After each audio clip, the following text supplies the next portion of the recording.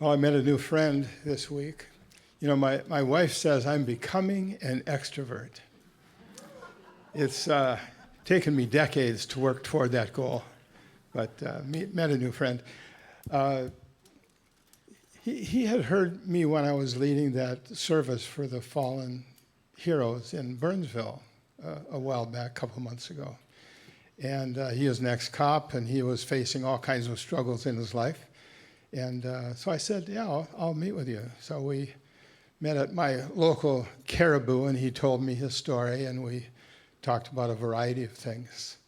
One of the fascinating things, he said, you know, I go to Mass on Monday mornings whenever I'm able to. And it starts at 7:30. I get there at 6:45. And I spend that 45 minutes praying, telling God about what I'm experiencing and how I'm responding, how I'm reacting. He said, by the time Mass starts, I am so angry. I can hardly stay. And so I affirmed his candor and his honesty. I said, you sound like the psalmist. You know, you pray and you get more angry, but that's honest. That's what it is. And the hurt underneath that anger is what God wants to hear from you. And then give you some relief, give you some healing, give you some direction, and so on. These verses in Philippians are some of the verses that we love to hate because they're so positive and so encouraging, unless they're not. And so when we're facing very challenging, hurtful things, we don't want to be told, hey, rejoice in the Lord. No, I'll say it again, rejoice.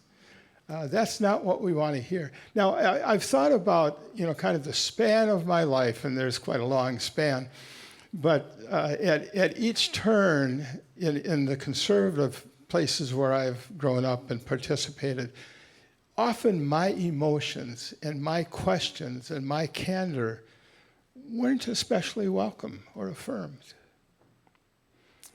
When I was in college, I'd go through a variety of things that I won't go into now, but people said, well, don't let your circumstances get you down. Just rise above those circumstances. And I said, how?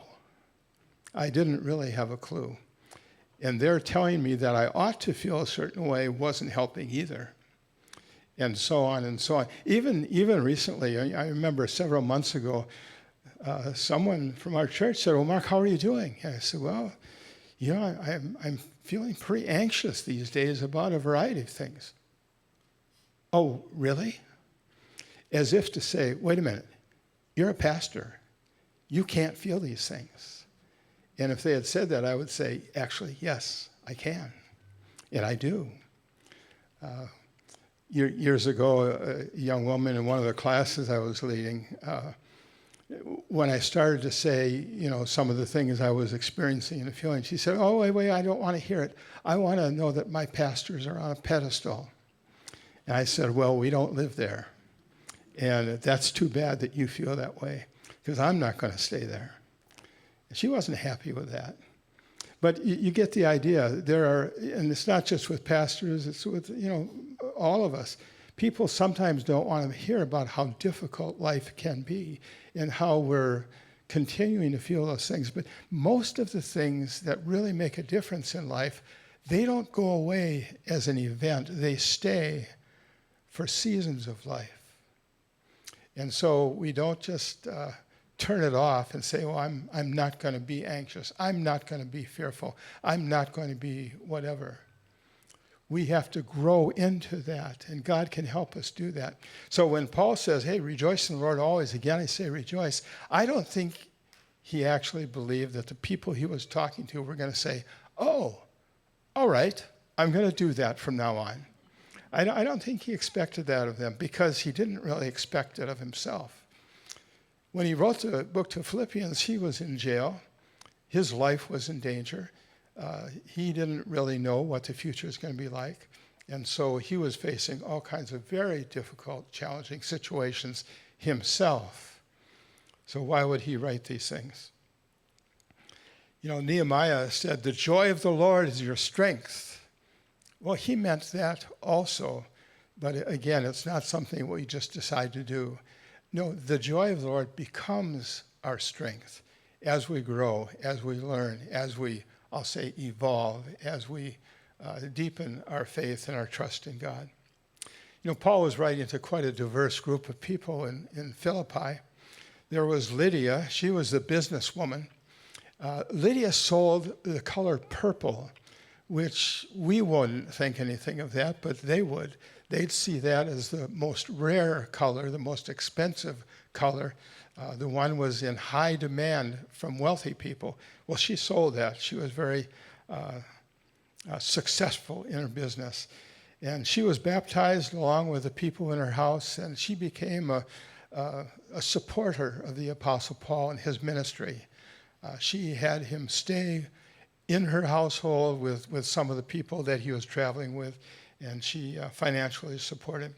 Then there was a jailer who had observed Paul miraculously being freed from jail.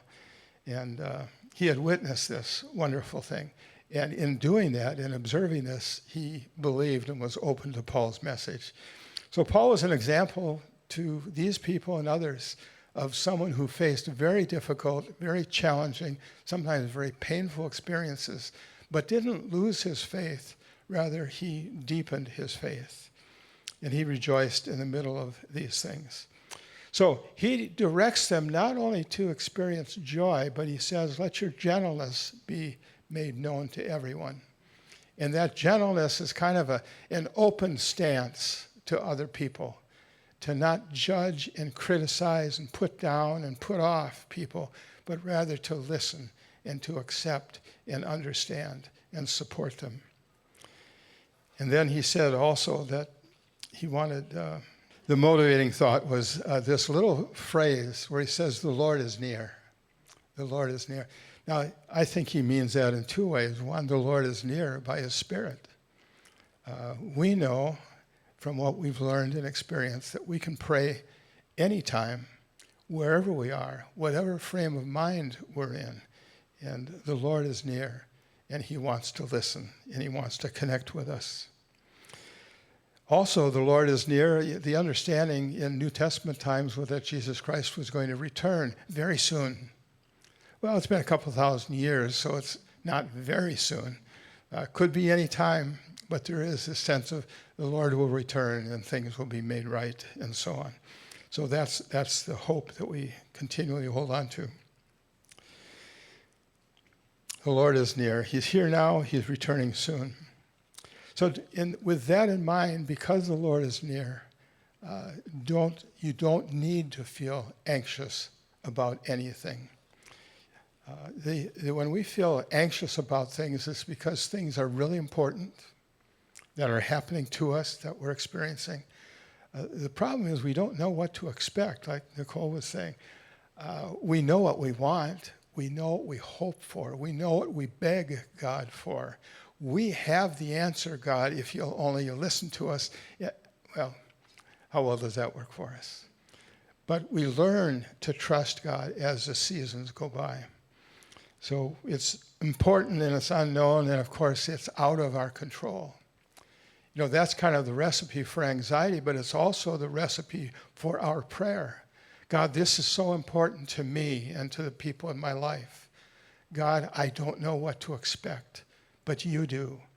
Help me to trust you. God, it's out of my control, and I confess on my good days, I realize that's probably just as well, but on my bad days, I just really want to tell you what to do, and I hope you'll do it. So don't feel anxious, but by prayer and supplication with thanksgiving, let your requests be made known to God. And that prayer is kind of a general prayer. It's aware of God's presence. It's feeling at home with God. The apostle says we should pray without ceasing. And some of us used to take that literally, but what it actually means is be open to prayer. Our first thought can become God. When things are wonderful, you say, God, thank you. When things are very difficult, you say, God, help us. Lord, have mercy. Whatever the prayer is, it's right on the tip of our tongue at whatever we're experiencing. So pray without ceasing. Be aware of God's presence without ceasing. The thanksgiving is something that we can do almost without ceasing. We start by thanking God for the simple things. I was driving a couple of days ago, one of the most beautiful days that we've had. Do you remember that day? Much like today. But I felt the sun on my face as I was driving down the road. I thought, Lord, thank you. This is so pleasant, so positive, so good. We can thank God for the simple things, the specific things that we experience. That doesn't mean our problems have gone away, but in the middle of our problems, we can still be aware and thankful for the simple, specific things that God provides for us. And that can be a growing attitude, growing in gratitude. Each day is a gift. We wake up each morning and say, thank you for this day.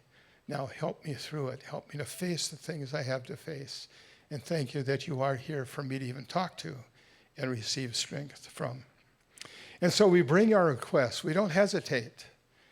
Whatever we have in mind that we want God's help with, let him know. And some of us find it helpful literally, simply to list those things that are in our hearts, on our minds, and keep that list in mind day by day for ourselves, but also for other people. We want God to know us. And our actions of expressing our needs to God is one of the ways that we connect with him. And it's a privilege. It's our way of connecting to God. It's the basis of our faith. So prayer and faith and eventually rejoicing are all tied together. Now he says the peace of God that's beyond our understanding can guard our hearts and minds. It's not just an emotion with guarding our hearts, it's also guarding our minds, helping us focus on things that are positive, that are from God, that are gifts from God. And that's part of the way that we develop our trust in God and go deeper. You know, Paul was writing to people who needed what he had to say. I used to think that he was writing to people that already had these things. But no, he's writing to people very much like us. We're learning, we're growing, but we're not there yet. And so we continually reach for what God is saying. We start with a gratitude, we start with a prayer, and then eventually we can get to the joy as well. You know, as a chaplain in Burnsville for the last couple of decades, I've been at a number of situations in our town when we lived there. We moved from there just a year ago, but I still, when I drive around Burnsville, if I'm going down to the Dairy Queen from where we used to live, there's this one corner we turn and there's a condominium right there. And every time I've driven by that place, I think of the morning, the Saturday morning, that I walked up those 2 flights of stairs to that one condominium and told the young woman that her husband wasn't coming home, that he had died the night before. After we talked, the police officer left. I talked to her for another 20 minutes or so. And then before I was leaving, I said, now, is there anything else I can do or that you want to talk about before I leave? She said, yeah, there's one thing. I said, what's that? She said, you could tell my son. Oh, well, where's your son? Oh, he's in the back bedroom. He hadn't heard any of the conversation that we had had already. I said, okay. He came out, and I told him, you know what? Your dad was in an accident last night, and he died, and he's not coming home. And I just wanted you to know that so you wouldn't wonder. Your mom will talk to you more about it when I leave. So you tell a person in that situation, hey, rejoice in the Lord always. And again, I say rejoice. No, you say, I'd like to pray for you now, and someday I hope you'll find peace. But probably not today. Or I think of going to the place where we'd have our car work done. You know, you go down the boulevard there, you turn right, and then you turn left. And as you turn left, you see the, what's the name of it? Fast food restaurant, Subway. You see the Subway restaurant right there. And every time I drive by there, every time, I glance at the Subway and say, oh, that's where she worked. This beautiful young 17-year-old. She worked there one night, and then she went home and was, quote, sick the next day. And she took an overdose of her medication for depression, and she died. But every time I drive by the subway, I think of that young girl, and so on.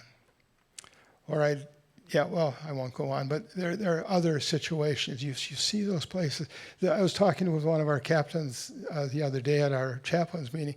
He said, we used to encourage our officers to live in the city where they worked and be part of the community. But he said, driving around the community, you have so many memories, like I was talking about.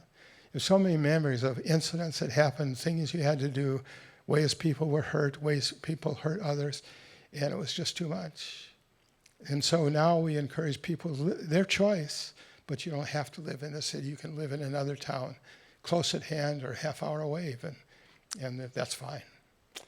So we have all these situations, and we're called on to live with this tension between rejoicing, finding faith, finding hope, finding pleasure in life, and then being honest and candid and genuine about the emotions that those situations bring. And so there's a tension there. And I've felt it myself for a long, long time. Perhaps you do too. You want to have that joyful, positive attitude, but you want to be genuine and authentic. You want to express yourself to people. People aren't attracted to the faith that perfect people have. I believe they are attracted to people who are learning year by year, season by season, to receive God's help along the way, but not all at once, and not automatically, and not easily. It's very challenging. So when people talk about their issues and problems, you don't say, you shouldn't feel that way. That's what we used to tell our young children. Oh yeah, you're upset? Oh, I'll give you something to be upset about, kind of thing. It's sort of a joke, but not all the time. So we have this tension. I experienced it some years ago when my wife, Polly, good morning, Polly, received her diagnosis of leukemia. Last night we were with the same couple we were with almost 4 years ago. He was a doctor. He said, Polly, I don't usually do this, but I want to tell you, your coloring doesn't look good. I'd like you to see the doctor soon. Oh, okay. So that a couple of days later, she had an appointment. She saw the doctor. They did some blood tests. They called later that day and said, we've got an appointment with you on Friday, 2 days later, with a specialist. Oh, it must be serious. They called at 8 o'clock that night and said, actually, we'd like you to come in. Oh, when? Now, tonight. So, dropping her off at the hospital just an hour later was not what I was expecting. And very challenging for both of us, her in her own way and me in my own way. But shortly after that, she went to the hospital for a couple months doing chemotherapy and all kinds of things. During COVID, very challenging, couldn't visit each other often, and so on and so on. But I had this experience. I've told some of you about it before. I was laying in bed, and it wasn't a dream. It was more just a sense that I was falling, kind of free falling, out of control. I think it was just anxiety at work in my mind and my senses also.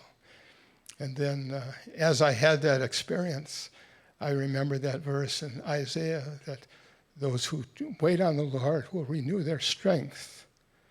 They'll mount up with wings as eagles. They'll run and not be weary. They'll walk and not faint. And so in prayer, I just kind of spread my arms out and said, God, help. And I had this sensation of flying rather than falling. But the emotion was so intense, it was a physical sensation, not just a thought or an emotion. Very intriguing. So we all have things that cause us to feel like we're falling, feel like we're out of control. It can be our own lives, our own health, our own circumstances, our own failures, or other people that we care about, and we watch them experience things, and it's important and it's unknown to us, and they are out of our control. We can't fix it for them either. We have this often with our children or grandchildren. You know, the old definition that having children is like having your heart leave your body and walk around in the world. And that's how much we care, and we can't control it. So we either learn to trust or we learn to be in despair when important, significant things happen to ourselves or the people that we love. The central truth is that God is with us.